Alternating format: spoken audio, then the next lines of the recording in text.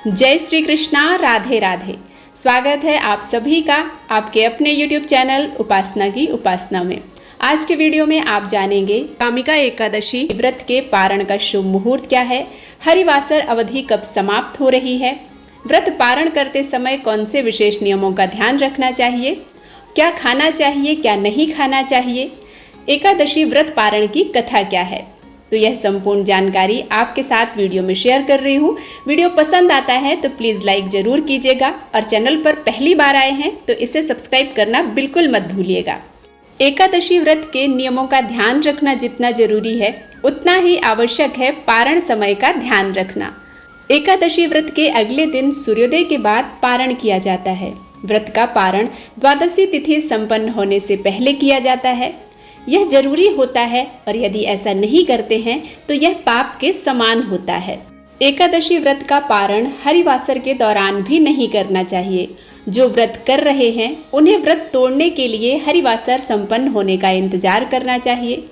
हरिवासर द्वादशी तिथि की पहली 1/4 अवधि होती है। व्रत तोड़ने का सबसे उत्तम समय प्रातःकाल होता है। व्रत करने वालों को मध्याह्न में भी व्रत तोड़ने से बचना चाहिए। यदि किसी कारणवश प्रातःकाल पारण नहीं कर पा रहे हैं तो मध्याह्न के बाद पारण करना उचित रहता है। कभी कभी एकादशी तिथि 2 दिन पड़ जाती है। ऐसे समय में गृहस्थ लोगों को पहले दिन व्रत रखना चाहिए। दूसरे दिन यानी दूजी एकादशी को सन्यासियों, विधवाओं और मोक्ष प्राप्ति के इच्छुक लोगों को यह व्रत करना चाहिए। भगवान विष्णु को तुलसी दल प्रिय है। ऐसा कहा जाता है कि बिना तुलसी के भगवान विष्णु कोई भोग स्वीकार नहीं करते। इसलिए पारण के समय तुलसी दल को मुख में रखकर पारण करें। मान्यता है कि आंवले के पेड़ पर भगवान का वास होता है, इसलिए एकादशी व्रत में आंवला खाकर उनके प्रसाद स्वरूप पारण करना चाहिए। इसके अलावा द्वादशी के दिन यानी पारण के समय चावल खाना चाहिए। पारण के लिए पकाए जा रहे भोजन में गाय के घी का ही उपयोग करना चाहिए। सरसों तेल या अन्य किसी तेल का उपयोग नहीं करना चाहिए। पारण के समय मूली, बैगन, साग, मसूर दाल, लहसुन, प्याज आदि का इस्तेमाल नहीं करना चाहिए। पारण के समय हिंसा, क्रोध आदि से दूर रहना चाहिए। एकादशी के अगले दिन यानी द्वादशी के दिन प्रातःकाल ब्रह्म मुहूर्त में उठकर स्नानादि कर स्वच्छ वस्त्र धारण करें। इसके बाद पूजा स्थल पर जाकर दीपक प्रज्वलित करें। दीपक प्रज्वलित करने के बाद दीपक की पूजा करें। सूर्य भगवान को अर्घ्य समर्पित करें। तुलसी माता की पूजा करें। रोली, कुमकुम, अक्षत और चुनरी अर्पित करें तुलसी माता को। इसके बाद पूजा स्थल पर आकर हाथ में गंगा जल, अक्षत, पुष्प और तिल लेकर भगवान श्री हरि विष्णु का ध्यान करते हुए एकादशी जो व्रत आपने किया है उसका संकल्प लेते हुए उसमें की हुई गलतियों के लिए क्षमा मांगते हुए पूजा का संकल्प लें। और यदि आप अपनी एकादशी व्रत का फल किसी और को देना चाहते हैं तो यही संकल्प बोलते हुए यह जल भगवान के चरणों में अर्पित करते हुए वह व्रत का फल आप किसी और को भी दे सकते हैं। इस प्रकार से संक्षिप्त रूप से आप प्रातःकाल पूजा करें। पूजन करने के बाद यथाशक्ति आप किसी ब्राह्मण को दान अवश्य दें। दान में आप चावल का दान अवश्य करें क्योंकि द्वादशी तिथि पर व्रत करने वाले को चावल का दान करने से भगवान विष्णु और माता महालक्ष्मी की कृपा प्राप्त होती है। स्थिर लक्ष्मी घर में निवास करती हैं। दान करने के बाद आप किसी कुंवारी कन्या को भोजन खिलाएं। गाय को गौग्रास निकाल कर दें और इसके बाद स्वयं पारण करें। कामिका एकादशी व्रत का पारण का शुभ मुहूर्त है 14 जुलाई 2023 शुक्रवार को सुबह 5:33 से 8:18 तक। इसी अवधि में व्रत का पारण करना है। यह विशेष और शुभ अवधि कहलाती है। हरिवासर अवधि समाप्त होने के बाद ही आपको पारण करना है, तो इस अवधि के बीच में आप पूजा पाठ से निवृत्त होकर पारण कर सकते हैं। एकादशी व्रत करने वाले को पारण करने से पहले यह कथा अवश्य सुनना चाहिए। राजा अम्बरीश राजा नाभाग के पुत्र थे। वह 7 द्वीपों के राजा थे। वह बहुत ही ब्रह्मज्ञानी और विष्णु भक्त थे। वह भगवान विष्णु की कथाएं सुनते और मंदिरों में दर्शन करने जाते। विष्णु भक्ति के आगे वह घर, स्त्री, पुत्र, धन धान्य सब कुछ तुच्छ समझते थे। एक बार भगवान विष्णु को प्रसन्न करने के लिए उन्होंने साल भर पत्नी सहित एकादशी का व्रत रखा। कार्तिक मास में व्रत जब समाप्त हुआ तो उन्होंने 3 दिनों तक उपवास किया। विष्णु भगवान का पूजन किया। ब्राह्मणों को 60,000 गायों का दान दिया। संत महात्माओं को दान दिया और उन्हें भोजन करवाकर संतुष्ट किया। राजा अम्बरीश जब ब्राह्मणों को भोजन करवाने के पश्चात पारण करने लगे तो उसी समय दुर्वासा ऋषि अतिथि के रूप में वहां आ गए।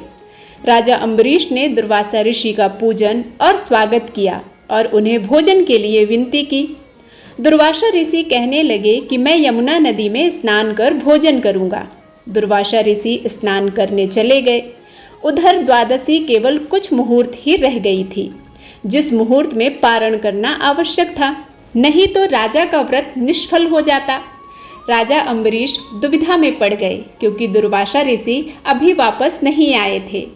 अगर अतिथि ब्राह्मण को भोजन कराए बिना पारण कर लें तो पाप के भागीदार बनते, लेकिन पारण किए बिना द्वादशी व्यतीत हो जाने पर पारण का महत्व समाप्त हो जाता है।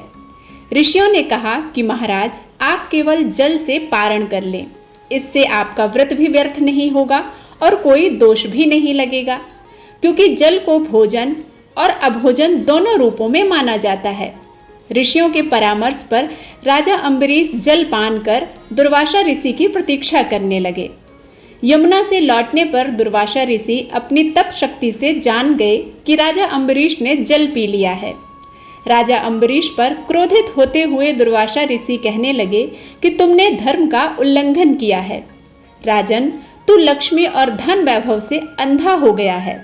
तुमने मुझे भोजन पर निमंत्रण किया और घर आए अतिथि को भोजन कराए बिना स्वयं भोजन किया।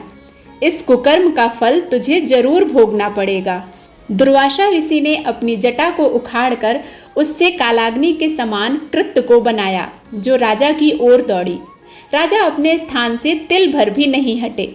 उसी क्षण भगवान विष्णु ने अपने भक्त की रक्षा के लिए अपना सुदर्शन चक्र भेजा, जिसने कृत्या को उसी क्षण जला दिया और सुदर्शन चक्र फिर दुर्वासा ऋषि की ओर मुड़ गया। दुर्वासा ऋषि जान बचाने के लिए भागे, लेकिन जहां भी दुर्वासा ऋषि जाते चक्कर उनका पीछा नहीं छोड़ रहा था। ब्रह्मा जी की शरण में गए तो ब्रह्मा जी कहने लगे कि विष्णु जी के तेज से मैं आपको नहीं बचा सकता। भगवान शिव के पास गए तो भगवान शिव कहने लगे कि विष्णु जी के चक्र से तुम्हें बचाना मेरे वश में नहीं है, तुम भगवान विष्णु की शरण में जाओ। दुर्वासा ऋषि वैकुंठ धाम पहुंचे। भगवान विष्णु के चरणों में वंदना कर कहने लगे कि साधुओं पर कृपा करने वाले प्रभु, मुझ अपराधी की रक्षा करें। मैंने आपके प्रिय भक्तों को कष्ट पहुंचाया है, इसलिए मुझे क्षमा करें। भगवान मेरी रक्षा करें। भगवान विष्णु कहने लगे, तुमने वास्तविकता जानते हुए भी मेरे भक्तों को कष्ट पहुंचाया है।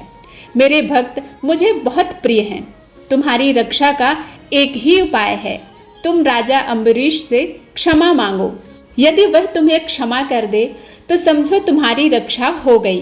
वह बहुत दयालु है और धार्मिक राजा है, वह तुम्हें जरूर क्षमा कर देगा। दुर्वासा ऋषि राजा अम्बरीश के पास पहुंचकर उनसे क्षमा मांगने लगे। आपके अपमान के कारण भगवान विष्णु का सुदर्शन चक्र मुझे जला रहा है।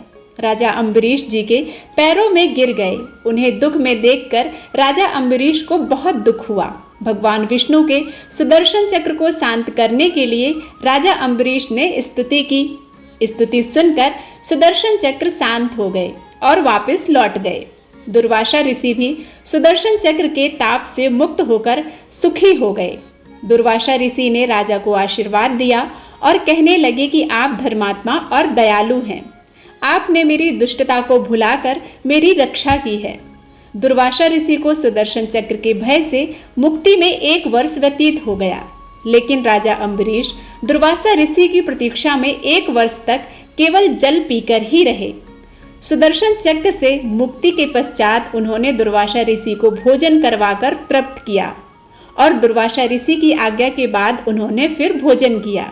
इसके पश्चात दुर्वासा ऋषि अपने लोक चले गए और राजा अम्बरीश भक्ति के साथ अपना राज्य काज करने लगे।